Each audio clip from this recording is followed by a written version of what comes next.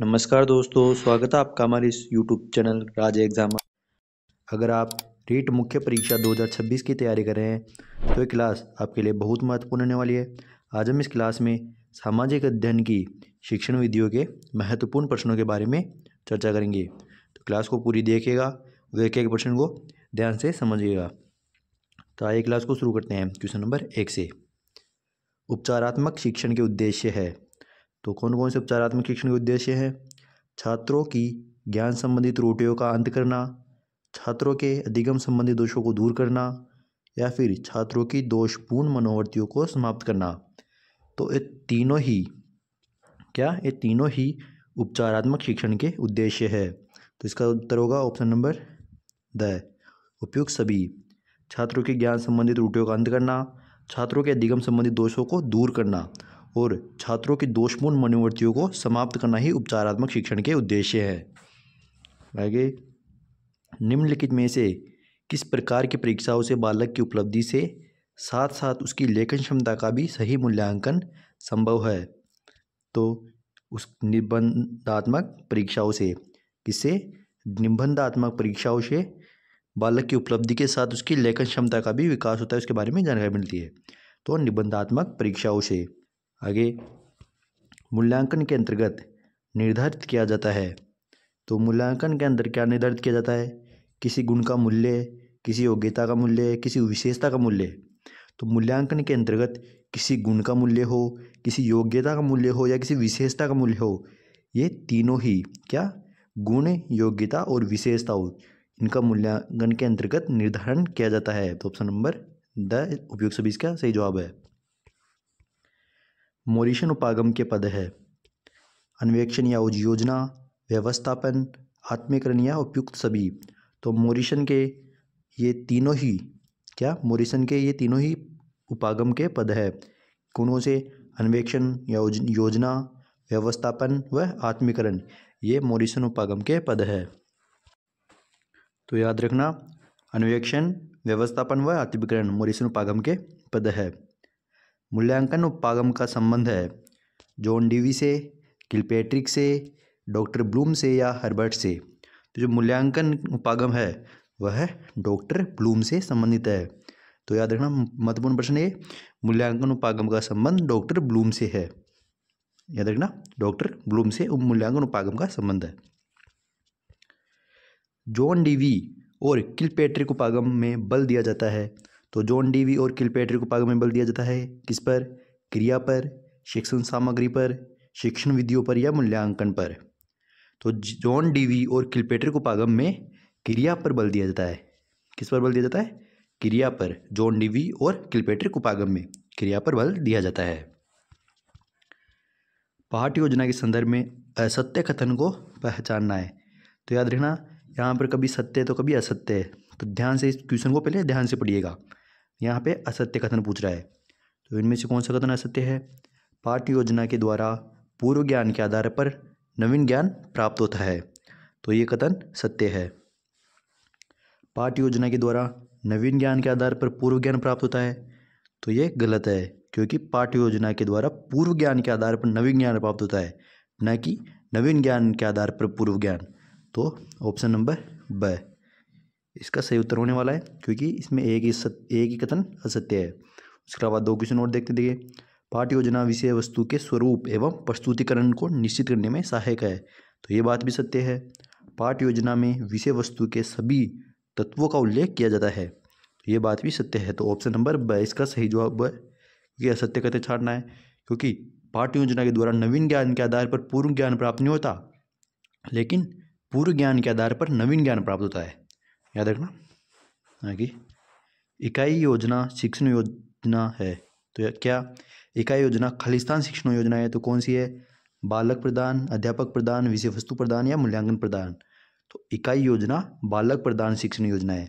तो इकाई योजना कैसी योजना है? बालक प्रदान शिक्षण योजना है। तो याद रखना, इकाई योजना एक बालक प्रदान शिक्षण योजना है। इकाई योजना का आधार है। तो इकाई योजना का आधार क्या है? समाज विज्ञान, मानव विज्ञान, मनोविज्ञान एवं उपयुक्त सभी। तो इकाई योजना का आधार मनोविज्ञान है। इकाई योजना का आधार क्या है? मनोविज्ञान। इकाई योजना में विभिन्न इकाइयों का विभाजन किया जाता है। तो देखिए, बालकों के सीखने के क्रम में, कालांश के क्रम में, शिक्षण विधियों के प्रयोग के क्रम में या मूल्यांकन के क्रम में। तो याद रखना, इकाई योजना में विभिन्न इकाइयों का विभाजन किया जाता है बालक के सीखने के क्रम में। किसमें? बालक के सीखने के क्रम में, कि बालक किस तरह सीख रहा है, वह क्या कर रहा है। जैसे बालक के सीखने का क्रम को ध्यान रखा जाता है कि वो किस तरह से सीख रहा है। इकाई योजना में विभिन्न इकाइयों का विभाजन बालक के सीखने के क्रम में होता है। आगे, वार्षिक योजना निर्माण में सर्वाधिक प्रमुख चरण है। तो पाठ्यक्रम का विश्लेषण, शिक्षण कार्य दिवस, शिक्षण सामग्री या शिक्षण विधियाँ। तो वार्षिक योजना निर्माण में सर्वाधिक प्रमुख चरण है पाठ्यक्रम का विश्लेषण। क्या? वार्षिक योजना बनानी है हमें कि पूरे वर्ष में बालक को किस तरह पढ़ाना है, कैसे सिखाना है, तो उसका योजना का निर्माण करना है। तो उसके अंतर्गत हम पाठ्यक्रम का पहले विश्लेषण करते हैं कि कितने पाठ है, क्या इसको किस तरीके से पढ़ाना है पूरे वर्ष के अंदर। तो वार्षिक योजना निर्माण में सर्वाधिक प्रमुख चरण है पाठ्यक्रम का विश्लेषण। याद रखना, इसमें पाठ्यक्रम का संपूर्ण विश्लेषण किया जाता है पहले। आगे, वार्षिक योजना में उल्लेख मिलता है। तो वार्षिक योजना में किसका उल्लेख मिलता है? शैक्षिक गतिविधियों का, सह शैक्षिक गतिविधियों का, भौतिक गतिविधियों का, उपयुक्त सभी का। तो वार्षिक योजना में शैक्षिक गतिविधियों का भी, सह शैक्षिक गतिविधियों का भी और भौतिक गतिविधियों का भी, इन तीनों ही गतिविधियों का उल्लेख मिलता है। तो ऑप्शन नंबर 4 इसका सही जवाब है, उपयुक्त सभी। तो याद रखना, वार्षिक योजना में शैक्षिक गतिविधियों, सह शैक्षिक गतिविधियों और भौतिक गतिविधियों का उल्लेख मिलता है। वार्षिक योजना तैयार करने से पूर्व निम्नलिखित में से किस पक्ष को ध्यान में रखा जाना आवश्यक है? तो वार्षिक योजना को हमें तैयार करना है, तो उससे पूर्व में निम्नलिखित में से किस पक्ष को ध्यान में रखा जाना आवश्यक है? तो ऑप्शन है छात्रों का शैक्षिक स्तर, शैक्षिक उपकरण, पाठ्यक्रम एवं समय सीमा। इसके अंदर से उपयुक्त सभी, इन तीनों ही बातों का ध्यान रखा जाना आवश्यक है। प्रोफेसर यशपाल की अध्यक्षता में गठित समिति की रिपोर्ट का शीर्षक था। तो प्रोफेसर यशपाल की अध्यक्षता में गठित समिति की रिपोर्ट का शीर्षक था शिक्षा बिना बोझ के, सब पढ़े सब बढ़े, सबका साथ सबका विकास या शिक्षा जागरूकता। तो प्रोफेसर यशपाल की अध्यक्षता में गठित समिति की रिपोर्ट का शीर्षक था शिक्षा बिना बोझ के हो। क्या? कि शिक्षा है जो बच्चों को बिना बोझ के दी जाए। तो याद रखना, शिक्षा बिना बोझ के हो। राष्ट्रीय पाठ्यक्रम की रूपरेखा 2005 में निम्नलिखित में से किस सिद्धांत का वर्णन किया गया है? तो ज्ञान को विद्यालय के बाहरी जीवन से जोड़ना, पढ़ाई को रटने से दूर रखना, एक अधिभावी पहचान को विकसित करना या उपयुक्त सभी। तो राष्ट्रीय पाठ्यक्रम की रूपरेखा 2005 में इन तीनों ही सिद्धांतों का वर्णन किया गया है कि बालक को ज्ञान को विद्यालय के बाहरी जीवन से जोड़ना, कि बालक को विद्यालय के बाहरी जीवन से भी बालक को जोड़ा जाए, पढ़ाई को रटने से दूर रखा जाए, कि बालक को रटने की प्रवृत्ति से दूर रखा जाए और बस उसको समझाए, एक अभिभाव पहचान को विकसित करना। तो उपयुक्त सभी, जिसका सही जवाब होने वाला है। NCF 2005 के अनुसार सामाजिक विज्ञान शिक्षण हेतु उपयोग में लाई जा सकती है। तो समस्या समाधान विधि, नाटकीकरण विधि, भूमिका निर्वहन विधि या उपयुक्त सभी। तो इसका जवाब है उपयुक्त सभी, अर्थात इन तीनों ही विधियों का उपयोग इसके अंदर लाया जा सकता है। NCF 2005 के प्रस्तावित ज्ञान मीमांसीय ढांचा के अनुसार माध्यमिक स्तर पर सामाजिक विज्ञान में ध्यान दिया जाएगा। तो प्राचीन भारत पर, समकालीन भारत पर, मध्य भारत पर, उपयुक्त में से कोई नहीं। तो इसके अंतर्गत समकालीन भारत पर सर्वाधिक ध्यान दिया जाएगा। तो समकालीन भारत पर सर्वाधिक ध्यान दिया जाएगा। आगे, सामाजिक विज्ञान की अनुभूति और ज्ञान की निम्नलिखित में से किस समाज का ज्ञान आधार तैयार करने की दिशा में अप्रिय है? तो समतामूलक समाज का, शांतिमूलक समाज का या समतामूलक और शांतिमूलक समाज का?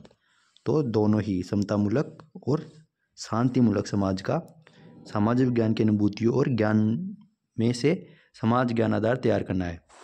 आगे, यशपाल समिति के अनुसार बाल केंद्रित शिक्षा का अर्थ है। तो यशपाल समिति के अनुसार बाल केंद्रित शिक्षा शास्त्र का अर्थ है बच्चों के अनुभवों को प्राथमिकता देना, बच्चों के स्वरों को प्राथमिकता देना, बच्चों की सक्रिय सहभागिता को प्राथमिकता देना। तो यशपाल समिति के अनुसार बाल केंद्रित शिक्षा शास्त्र का अर्थ है उपयुक्त सभी, अर्थात बच्चों के अनुभवों को प्राथमिकता देना, बच्चों के अनुभवों को प्राथमिकता देना, उसके साथ ही बच्चों के स्वरों को भी प्राथमिकता देना व बच्चों की सक्रिय सहभागिता को भी प्राथमिकता देना। NCF 2005 के दस्तावेजों में शिक्षा के व्यापक उद्देश्य चिन्हित किए गए हैं। ज्ञान को स्कूल के बाहरी जीवन से जोड़ना, पढ़ाई रटन प्रणाली से मुक्त को यह सुनिश्चित करना, परीक्षा को अपेक्षाकृत अधिक लचीला बनाना और कक्षा की गतिविधियों से जोड़ना। तो उपयुक्त सभी इन तीनों ही बातों का NCF 2005 के दस्तावेजों में शिक्षा के व्यापक उद्देश्यों को चिन्हित किया गया है कि ज्ञान को स्कूल के बाहरी जीवन से भी जोड़ना चाहिए, बालों को रटने की प्रवृत्ति से दूर रखना चाहिए, उसको समझने की प्रवृत्ति भी ध्यान रखनी चाहिए, परीक्षा को अपेक्षाकृत अधिक लचीला बनाना चाहिए, वह कक्षा की गतिविधियों से परीक्षा को जोड़ना चाहिए। आगे क्वेश्चन नंबर 21 देखिए, निम्नलिखित में से एक राष्ट्रीय पाठ्यचर्या की रूपरेखा 2005 का अध्याय है। तो परिप्रेक्ष्य, पढ़ना और ज्ञान, पाठ्यचर्या के क्षेत्र, स्कूल की अवस्था और आकलन या व्यवस्थागत सुधार। तो पढ़ना और ज्ञान राष्ट्रीय पाठ्यचर्या की रूपरेखा 2005 का अध्याय है, पढ़ना और ज्ञान। आगे, राष्ट्रीय शिक्षा नीति 1986 में यह प्रस्तावित किया गया था कि राष्ट्रीय पाठ्यचर्या को शिक्षा की राष्ट्रीय व्यवस्था विकसित करने का एक खालिस्तान होना चाहिए। तो क्या होना चाहिए? साध्य, साधन और साध्य या में से कोई नहीं, तो एक साधन होना चाहिए। क्या कि राष्ट्रीय शिक्षा नीति 1986 में यह प्रस्तावित किया गया था कि राष्ट्रीय पाठ्यचर्या को शिक्षा की राष्ट्रीय व्यवस्था विकसित करने का एक साधन होना चाहिए। आगे, संशोधित राष्ट्रीय पाठ्यचर्या दस्तावेजों का आरंभ होता है। तो रविंद्रनाथ टैगोर के निबंध सभ्यता एवं प्रगति के एक उद्धरण से। क्या? संशोधित राष्ट्रीय पाठ्यचर्या दस्तावेजों का आरंभ रविंद्रनाथ टैगोर के निबंध सभ्यता एवं प्रगति के एक उद्धरण से होता है। आगे, सामाजिक अध्ययन विषय की पाठ्यचर्या में निम्नलिखित में से किस विषय को एकीकृत रूप से संगठित किया गया है? तो किसे किया गया है? इतिहास व भूगोल को, अर्थशास्त्र को, नागरिक शास्त्र को या उपयुक्त सभी को। तो सामाजिक अध्ययन की विषय की पाठ्यचर्या में उपयुक्त सभी विषयों को एकीकृत रूप से संगठित किया गया है। इसमें इतिहास व भूगोल, अर्थशास्त्र व नागरिक शास्त्र तीनों ही विषयों को प्राथमिकता दी गई है, एकीकृत रूप से संगठित किया गया है। कोर पाठ्यचर्या में है, तो इनमें से कौन कोर पाठ्यचर्या में है? सभी विषय अनिवार्य होते हैं, सभी क्रियाएं अनिवार्य होती है, सभी विषय ऐच्छिक होते हैं या कुछ विषय एवं क्रियाएं अनिवार्य होती है और अन्य ऐच्छिक। तो इस कोर पाठ्यचर्या में कुछ विषय एवं क्रियाएं अनिवार्य होती है और कुछ अन्य ऐच्छिक होती है। ऑप्शन नंबर 10 इसका सही जवाब है। पाठ्यचर्या के प्रकार है विषय केंद्रित पाठ्यक्रम, बाल केंद्रित पाठ्यक्रम, क्रिया प्रधान पाठ्यक्रम या उपयुक्त सभी। तो ये तीनों ही पाठ्यक्रम के प्रकार है। इसमें विषय केंद्रित पाठ्यक्रम भी होता है पाठ्यक्रम के अंतर्गत, इसमें विषय को केंद्र में रखा जाता है। दूसरा है बालक केंद्रित पाठ्यक्रम, इसमें बालक के ज्ञान के आधार पर पाठ्यक्रम का निर्माण किया जाता है। और तीसरा है क्रिया प्रधान पाठ्यक्रम, इसमें क्रियाओं के आधार पर प्रधान पाठ्यक्रम को बनाया जाता है। तो पाठ्यक्रम के विषय केंद्रित, बाल केंद्रित और क्रिया प्रधान तीनों ही पाठ्यक्रम के प्रकार है। पाठ्यक्रम में निम्नलिखित में से किसका समावेश होना चाहिए? तो कौतूहल का होना चाहिए, पवित्रता का होना चाहिए, सामान्यीकरण का होना चाहिए या उपयुक्त सभी का। तो पाठ्यक्रम में कौतूहल, पवित्रता, सामान्यीकरण तीनों का ही समावेश होना चाहिए। पाठ्यक्रम के अंतर्गत कौतूहल, पवित्रता और सामान्यीकरण तीनों का समावेश होना चाहिए। तो आज की क्लास यहीं समाप्त होती है, आगे की चर्चा अगली क्लास में करेंगे। तब तक के लिए अगर आपने हमारे यूट्यूब चैनल राज एग्जाम को सब्सक्राइब नहीं किया है तो सब्सक्राइब कर लेना, वीडियो को लाइक कर देना और अपने दोस्तों को भी शेयर जरूर कर देना। आगे की चर्चा अगली क्लास में करेंगे, तब तक के लिए धन्यवाद।